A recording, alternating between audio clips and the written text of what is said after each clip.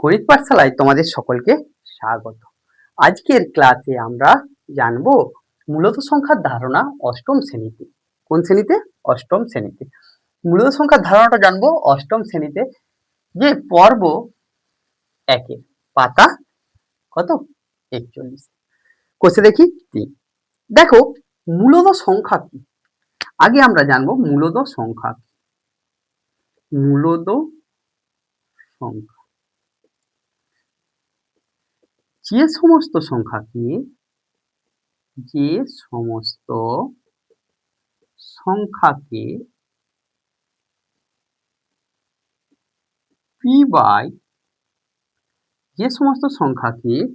P by q not equals to 0 আকারে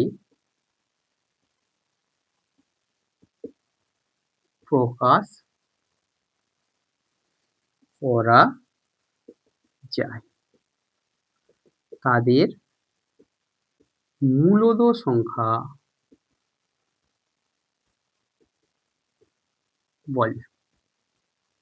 তাহলে আমরা দেখলাম মূলত সংখ্যা কাকে বলছে, যে সমস্ত সংখ্যাকে পি বাই কিউ আকারে প্রকাশ করা যাচ্ছে তাদের আমরা কি বলছি, মূলদ সংখ্যা বলছি।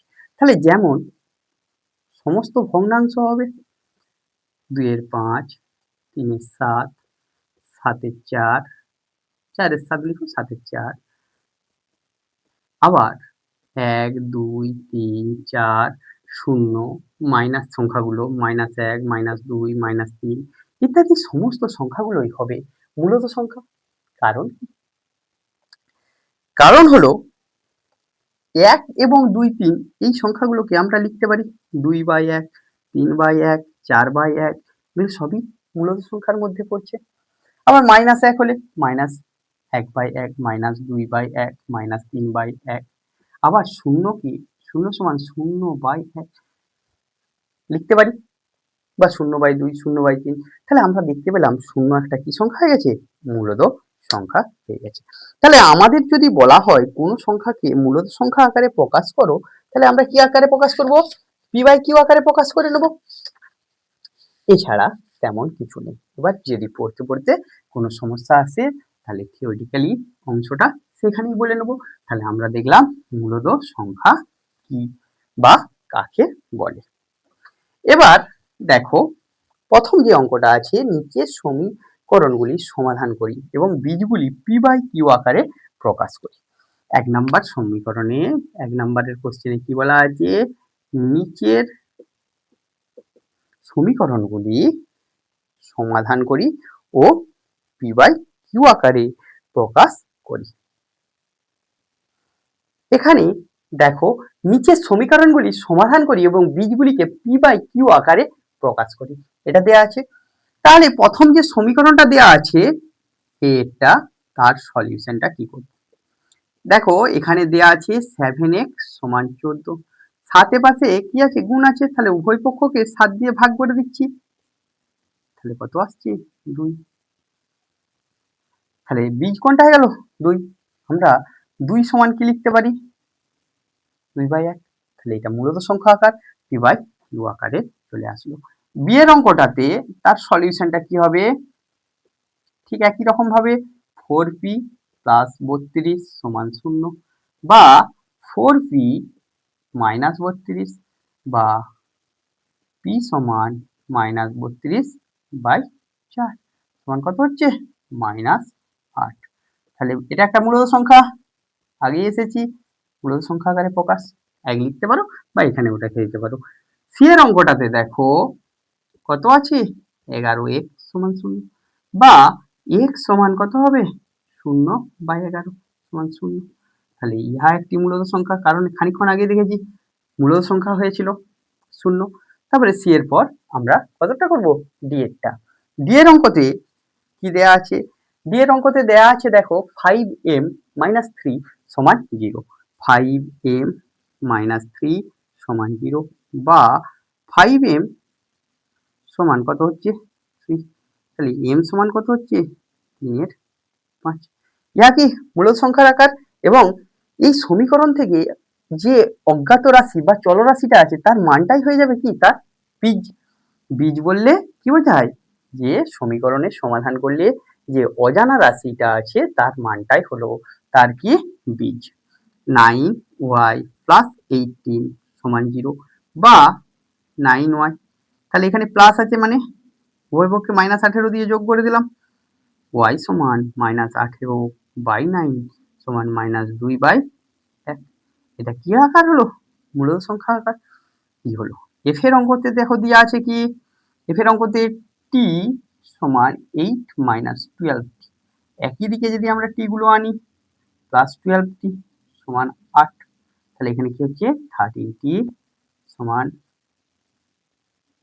t সমান 8/13। এটা কি আকার? মূলদ সংখ্যা আকার। প্রত্যেকটাকেই এভাবে নিয়ে আসতে পারি। এবার জি এর অঙ্কতে দেখো কি দেওয়া আছে 6y সমান 5 প্লাস y বা 6y মাইনাস y সমান 5, তাহলে এটা কত হচ্ছে? এটা কত হচ্ছে দেখো, বিয়োগ করলে 5y সমান 5 বা y সমান 5/5 সমান কত? একটা কি সংখ্যা ছিল? মূলদ সংখ্যা। তাহলে y এর বীজ, সমীকরণটার বীজ হলো 1 এবং সমীকরণটার বীজটার আকার হলো p/q বা মূলদ সংখ্যা আকার। এরপর 2 এর দাগের অঙ্কতে কি দেয়া আছে একটু আমরা দেখে নেব। 2 এর দাগের অঙ্কটাতে দেখো ভালো করে কি দেয়া আছে।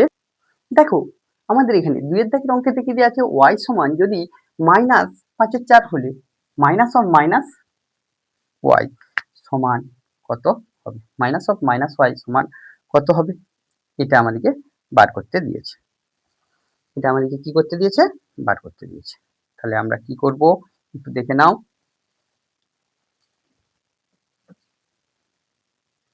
এখানে সলিউশনে দেখো কি আছে, এখানে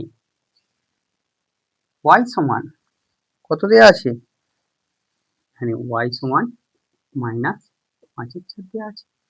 তাহলে মাইনাস ও মাইনাস y সমান আমরা কি লিখতে পারি? মাইনাস যেমন আছে রইলো, এখানে একটা দ্বিতীয় বন্ধনী মাইনাস y এর মান কত? -5/4। তাহলে তোমরা দেখো মাইনাস আছে যেমন রইলো, এখানে কি হচ্ছে? মাইনাস আর মাইনাসে গুণ করলে কত হচ্ছে? +5/4। আবার প্লাস আর মাইনাসে গুণ করলে কত হবে? -5/4। -5/4 মানে কি? y। আমরা তাহলে দেখতে পেলাম মাইনাস অফ মাইনাস y সমান কত হচ্ছে? y হচ্ছে। এই মানটার জন্য, এই মানটা নয় সকল মানের জন্যই হবে। এখানে দেখো 3 এর দাগের অঙ্কগুলোতে বলছে x সমান -3/8 হলে মান খুঁজতে বলেছে। তাহলে সলিউশন করব যখন কিভাবে করব? a সলিউশনটা যখন করছি 2x + 5 দেয়া আছে। তাহলে 2 ইনটু x এর মান কত? 3/8 প্লাস 5। তাহলে এটা যদি আমরা গুণ করি, 2 দিয়ে এটাকে কাটো 4 মাইনাস 3/4 প্লাস 5। এখানে কত হচ্ছে? -3, 4 5 20/4। ভগ্নাংশের যোগ করলাম। তাহলে এটা বিয়োগ করলে কত হচ্ছে? 17/4 সমান 4 পূর্ণ 1/4। ঠিক বিয়েরটাতে দেখো x প্লাস কত আছে? 3/8 আছে। তাহলে x এর মান কত? 3/8 প্লাস 3/8। একই জিনিস, এর আগে যোগ চিহ্ন আছে আবার বিয়োগ চিহ্নও আছে। তাহলে আমরা কি করব এখানটায়? শূন্য নিয়ে নেব। বিয়ের পর সি এর অঙ্কতে দেখো মাইনাস অফ মাইনাস x, তাহলে x এর মান কত? -3/8। একটু আমরা একটা ব্র্যাকেট বাড়িয়ে নিচ্ছি, মাইনাস যেমন আছে রইলো, -3/8 লিখলাম। 5 মাইনাস আর মাইনাসে গুণ করলে কত হয়? +3/8। এখানে কি হচ্ছে? -3/8। তাহলে লসাগু 8, 5 8 40 -3 সমান কত হচ্ছে? 37/8। পূর্ণ ভাঙো, 4 8 32, 5। এটা হবে পূর্ণটা ভাঙলে। তাহলে আমরা দেখতে পেলাম যে কিভাবে আমরা কোনো একটা মান দেয়া থাকলে সেই রাশিটাতে বসিয়ে তার মান খুঁজতে, চলরাশির যদি একটা মান দেয়া থাকে তাহলে প্রদত্ত রাশিটাতে বসিয়ে তার কি করব? আমরা মান বার করব। এভাবেই আমরা বার করতে পারি। এবার 4 নম্বরের অঙ্কগুলো দেখব। কি লেখা আছে? ফাঁকা জায়গায় সংখ্যাগুলি খুঁজি। এখানে দেখো 4 এর দাগে কি বলেছে, নিচের ফাঁকা ঘরে সংখ্যা খুঁজে লিখ। তাহলে এখানে কি দিয়ে আছে, 9 এর 11। তার সাথে কত যোগ করলে 0 হয়? আমরা একটা অঙ্ক দেখো সলিউশনটা। তাহলে 9 এর 11 আছে, আমি ধরে নিচ্ছি x আছে ফাঁকা ঘরটায়, তাহলে x সমান কত হবে, মাইনাস 9 এর 11। এদিকে নিয়ে আসো, 0 থেকে যেটা বিয়োগ করবে, তাহলে এই ফাঁকা ঘরটায় কি হবে, মাইনাস 9 এর 11। বি এর অঙ্কটাতেও ঠিক একই রকম, এখানটায় যদি আমরা x ধরে নিই, এটা a ছিল, এটা যদি বি এর অঙ্কতে দেখি, এখানে x ফাঁকা ঘরে প্লাস মাইনাস 21/29 সমান কত আছে, 0। বা x সমান কত হচ্ছে, মাইনাস, প্লাস আর মাইনাসে মাইনাস, 21/29 সমান 0। তাহলে বা x সমান কত হবে, 21/29। তাহলে এখানে কত হচ্ছে, 21/29। বিয়ের পর সি, সি এর অঙ্কতে দেখো 7/19 গুণিত x সমান যদি 1 নিই, তাহলে x সমান কত হবে, 1 গুণিত 19/7। তাহলে এখানে কত আসবে, 19/7। এখানে কত আসছে, 19/7। ঠিক ডি এর অঙ্কতেও আমরা এভাবেই করব, -5 গুণিত x সমান কত, 1। তাহলে x সমান কত হচ্ছে, 1/-5 সমান -1/5। তাহলে এখানে কি করব, -1/5। ডি এর পর ই এর অঙ্কতে কি দেওয়া আছে, -23, কিন্তু এখানে যদি x নিয়ে নিই সমান 1, তাহলে x এর ভ্যালুটা বার করে নাও, x সমান কত হবে, -23/15। তাহলে এখানটায় কত লিখবো, -23/15। ঠিক এর পর এফ এর অঙ্কতে কি আছে দেখো, -8, কত দিয়ে আছে, -8 গুণিত -21/20। আচ্ছা, মাইনাস আর মাইনাসে গুণ করলে কি হয়ে যায়, প্লাস। দেখো মাইনাস আর মাইনাসে গুণ করেছিলাম, প্লাস হয়েছিল, প্লাস হয়ে গেল। কত, 8/3 গুণিত 21/20। 3 দিয়ে ভাগ করো 7, 8 দিয়ে 4 দিয়ে ভাগ করলে 2, 4 দিয়ে ভাগ করলে কত হবে, 5, 14/5। তাহলে এটা কত হয়ে যাবে, 14/5। এভাবে আমরা অঙ্কগুলো করে নিতে পারবো। এরপর দেখো আমাদের 4 দাগের পর 5 এর দাগে কি দেয়া আছে, 5 এর দাগের অঙ্কগুলোতে দেয়া আছে, দেখো 5 এর দাগের অঙ্কতে কি দেয়া আছে সেটা একটু আমরা দেখে নেব। এসো দেখো এখানে কি দেয়া আছে, 7 এর 8 কে -5 এর 6 দ্বারা 6 এর অনন্য দ্বারা গুণ করলে গুণফল কি হবে। তাহলে এর সলিউশনটা করব কি, এখানে -5 এর 6 এর অনন্য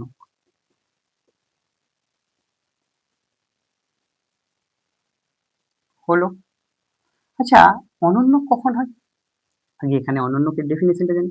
যদি কোনো সংখ্যাকে আরেকটা সংখ্যা দ্বারা যদি কোনো সংখ্যাকে আরেকটা সংখ্যা দ্বারা গুণ করলে গুণফল 1 হয়, তাহলে একে অপরের অনন্য বলা হয়ে থাকে। তাহলে -5 এর সাথে আমরা কত গুণ করলে 1 পাবো, -5 এর 6 গুণিত x সমান 1। তাহলে অনন্যটা কি হয়ে যাবে, x সমান -6 এর 5 হয়ে যাবে। তাহলে এর অনন্য কি হবে, -6 এর 5 হয়ে গেল। তাহলে -5 এর 6 এর অনন্য কত হলো, -6। এবার 7 এর 8 কে কত দিয়ে, 7 এর 18 কে কত দিয়ে গুণ করতে হবে, এখানে 7 এর 18 গুণিত -6 এর 5। তাহলে 6 দ্বারা ভাগ করো 3, এখানে তাহলে উপরে রইল 7, 15 মাইনাস, আর এখানে কিছু নেই মানে প্লাস, মাইনাস আর প্লাসে গুণ করলে কত হয়, -7 এর 15। তোমাদের গণিত পাঠশালার ক্লাস যদি ভালো লেগে থাকে, তাহলে গণিত পাঠশালা ফেসবুক পেজ গণিত পাঠশালা বাই অনু শেয়ার করো বন্ধুদের মধ্যে, কমেন্ট করো, লাইক করো ও ফলো করো। আর গণিত পাঠশালা ইউটিউব চ্যানেলকে সাবস্ক্রাইব করো ও পাশের বেল আইকনটি প্রেস করো, যাতে পরবর্তী ভিডিওগুলো সঠিক সময় পেতে পারো। Thank you.